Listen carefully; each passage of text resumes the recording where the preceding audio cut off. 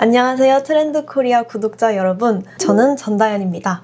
오늘 전미영 박사님 모시고 재밌는 트렌드 이야기 나눠보고자 합니다. 박사님, 오늘 주제는 뭔가요? 오늘 주제는 트리트노믹스라는 단어를 준비했습니다. 트리트는 선물, 대접하다 이런 뜻이죠. 거기에 경제학, 이코노믹스를 이렇게 결합해서 만든 신조어인데요. 경제도 나쁘고 불안정한 이런 환경 속에서 나한테 대접해주고 선물 주고 이런 형태의 보상형 소비 이런 것들을 뜻하는 단어라고 합니다. 이 트리트노믹스는 특정한 경제학자나 어떤 사람이 만든 단어는 아니고요. 유럽이나 미국의 여러 가지 조사기관에서 발표하고 있는 단어라고 하고요. 최근에는 CNBC에서 이렇게 소개해서 또 널리 사용되는 단어라고 합니다. 불황기에 나타나는 작은 사치와 유사한 개념인가요? 네, 일부 유사하다고 보겠습니다. 작은 사치는 샤넬백 갖고 싶은데 돈이 없으니까 좀 불황이니까 함부로 쓰면 안 되니까 샤넬 립스틱 사는 거 이런 것들을 작은 사치라고 보통 부르잖아요. 립스틱 효과 이렇게 부르기도 하죠. 그것과 일부 비슷하고 일부 다릅니다. 그래서 그 얘기가 오늘의 주요한 주제가 되겠습니다.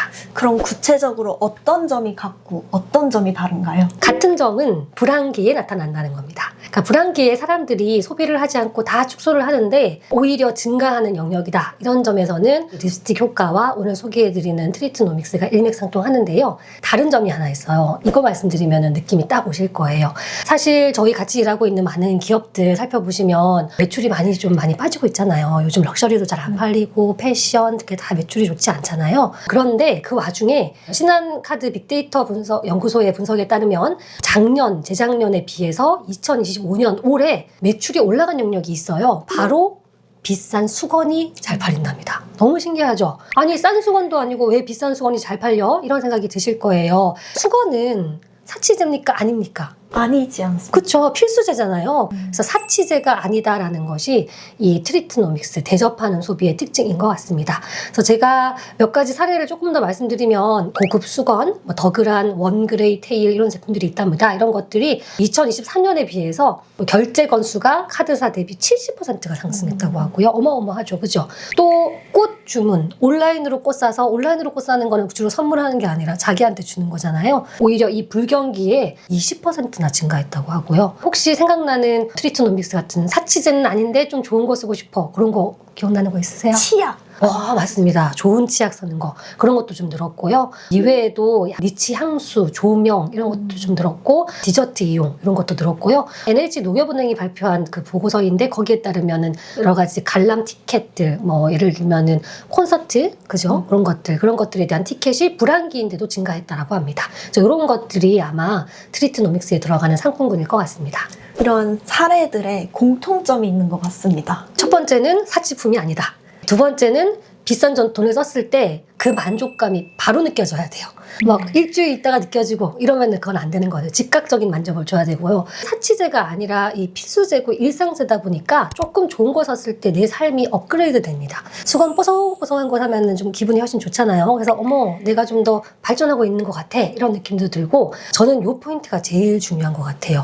조금 더 비싼 돈을 줬고 내가 좀 더 사치하는 느낌은 들지만 죄책감이 느껴지지 않는다. 이게 핵심인 것 같습니다.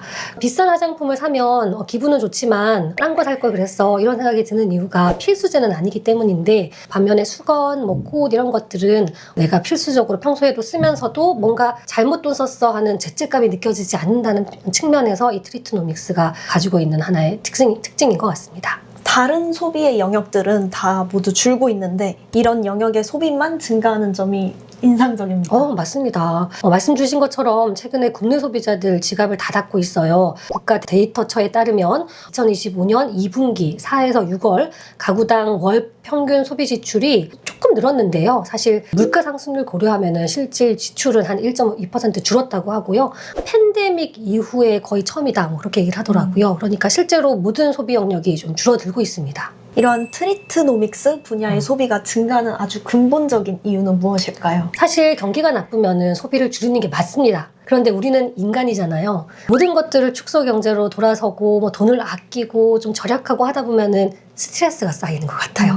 그래서 이 스트레스를 내가 어떻게든 보상은 하고 싶은데 그래도 약간의 사치스러운 제품을 쓰면은 그거는 죄책감을 주니 필수적으로 내가 써야 하는 것, 내가 이유를 댈 수 있는 것 이런 것들에 대해서 돈을 쓰면은 기분도 좀 좋아지고 그리고 죄책감도 느껴지지 않고 그런 부분이 있는 것 같습니다. 실제로 제가 말씀드린 이 기분이라는 단어가 별건 아닌 것 같지만 사람들이 지갑을 열게 하는데 큰 역할을 한다고 해요. 재미있는 실험이 하나 있는데요. 하버드 대학교의 제니퍼 러너 교수가 한 실험입니다. 실험 집단을 두 집단으로 나눴어요. 그리고 한 집단한테는 슬픈 영화를 보게 했어요. 그래서 그분은 기분이 굉장히 좀 우울해지셨겠죠. 그리고 다른 한 집단에는 자연의 영화를 보게 했어요. 그래서 그 부분은 아무런 감정을 느끼지 않은 집단이겠죠. 이 두 집단에게 세일즈맨이 와가지고요. 형광펜 세트를 팔았대요. 누가 더 많이 샀을까요? 슬픈 영화를 본. 그렇죠. 아니 슬픈 영화를 본 거 하고 볼펜 세트 사는 거 하고 아무런 연관이 없잖아요. 근데 사람들은 그 우울한 기분들 이런 것들을 어떻게든 해소하고 싶게 하기 때문에 뭔가 제품을 구매하게 된다는 거죠. 그래서 거기까지는 작은 사치와 비슷하지만 이왕이면은 나한테 필요한 거 사려고 했던 것들에 돈을 조금 더 지불하면서 기분을 전환하기 때문에 이런 트리트노믹스가 등장하는 것 같습니다.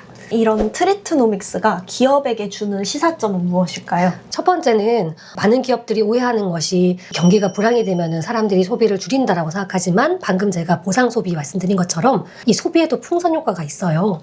이쪽을 이렇게 쥐어짜면은요 저쪽이 좀 폭발해요. 그래서 소비자들이 자신의 일상의 소비를 이렇게 줄이면서도 어느 쪽으로 조금 더 돈을 쓰려고 하고 있는지 그 소비의 풍선 효과에 집중하시면 좋겠다 이런 말씀을 드리고 싶고요. 두 번째는 또 마찬가지인데요.